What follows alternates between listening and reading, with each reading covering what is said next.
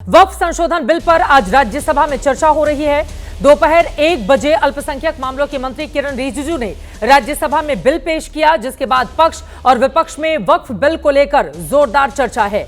दोनों पक्ष मजबूती से अपनी अपनी बातें रख रहे हैं। उम्मीद जताई जा रही है कि आज की रात राज्यसभा में भी ये बिल पास हो जाएगा, क्योंकि राज्यसभा का गणित भी सरकार के पक्ष में है। इससे पहले बीती रात लोकसभा ने इस बिल को पास कर दिया। 12 घंटों की चर्चा के बाद रात 2 बजे के करीब 288 सदस्यों ने बिल के पक्ष में वोट डाले, जबकि 232 ने बिल के खिलाफ। लोकसभा से बिल पास होने के बाद विपक्ष सरकार पर संविधान की धज्जियां उड़ाने का आरोप लगा रहा है। तमिलनाडु के मुख्यमंत्री एम.के. स्टालिन ने तो सुप्रीम कोर्ट जाने का ऐलान कर दिया है। वहीं दूसरी तरफ बीजेपी और एनडीए के नेता बिल पास होने से खुश हैं। इसे गरीब मुसलमानों के लिए अच्छा फैसला करार दे रहे हैं।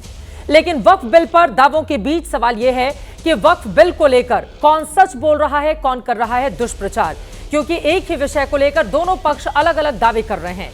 सवाल यह है कि वक्फ पर कानूनी नकेल के पीछे सरकार का एजेंडा क्या है? थमेगी वक्फ की मनमानी या फिर है कुछ और कहानी? वक्फ कानून आएगा तो क्या क्या बदल जाएगा? सवाल यह भी कि क्या वक्फ बिल का समर्थन करने से जेडीयू और टीडीपी के मुस्लिम समर्थक पार्टी से दूर चले जाएंगे? कई ऐसे सवाल हैं जिसको लेकर बड़ी चर्चा करने वाले हैं। महादंगल की चर्चा का सिलसिला शुरू करने के पहले वार पलटवार सुनिए राज्यसभा के भीतर का और बाहर का भी।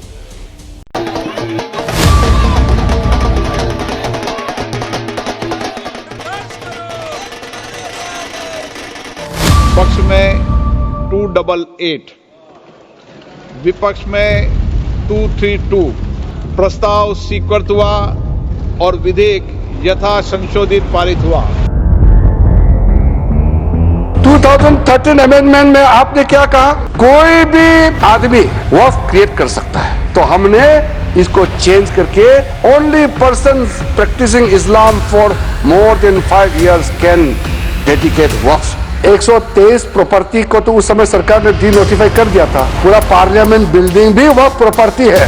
अगर वो सरकार कंटिन्यू रहता तो कितना खतरा मंडरा रहा था हमारे सर के ऊपर में, आप सोचिए। जब 1995 में ये बिल आई थी और 2013 में जब ये अमेंडमेंट्स आए थे, आप क्यों इस बिल का समर्थन किए थे? 2014 से 2024 तक इनको समझ में नहीं आया कि ये ड्रैकोनियन लॉ है। इनको ये समझ में नहीं आया कि कम्युनिटी को अपील करने के लिए लाया गया है। 2024 में इसलिए आया है क्योंकि 400 का नारा इनको दिए थे, 240 में निपट गए थे। इनको अब समझ में नहीं आ रहा कैसे अपना वोट बैंक बढ़ाएं। माननीय सदस्य सैयद नासिर हुसैन, जब ये इनके जीत की घोषणा हुई, कर्नाटक की विधानसभा में पाकिस्तान जिंदाबाद के नारे लगाए गए थे। जैसे फिल्मों में गुंडे हुआ करते थे, जिस औरत पर हाथ रखती वो औरत उनकी हो गई। इसी प्रकार से इन वक्फ बोर्डों ने भू माफियाओं की तरह काम किया। जिस जमीन पर हाथ रख दिया इन्होंने, वो जमीन उनकी हो गई। उन्होंने इतना कहा कि ये जीते तब पाकिस्तान जिंदाबाद के नारे लगे।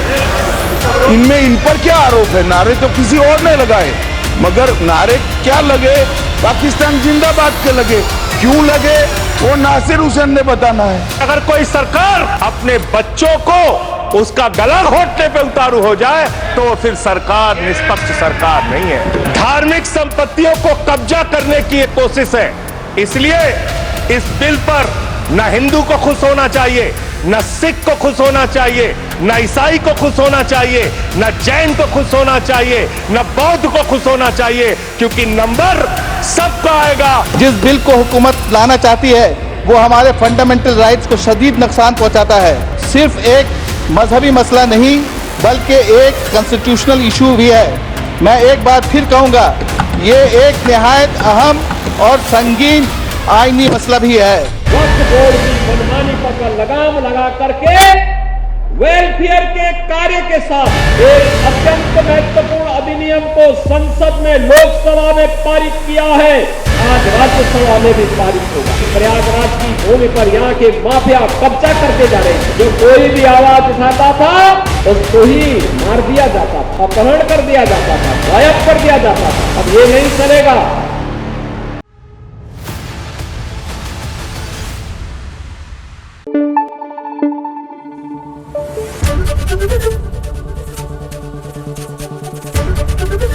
एबीपी न्यूज आपको रखे आगे।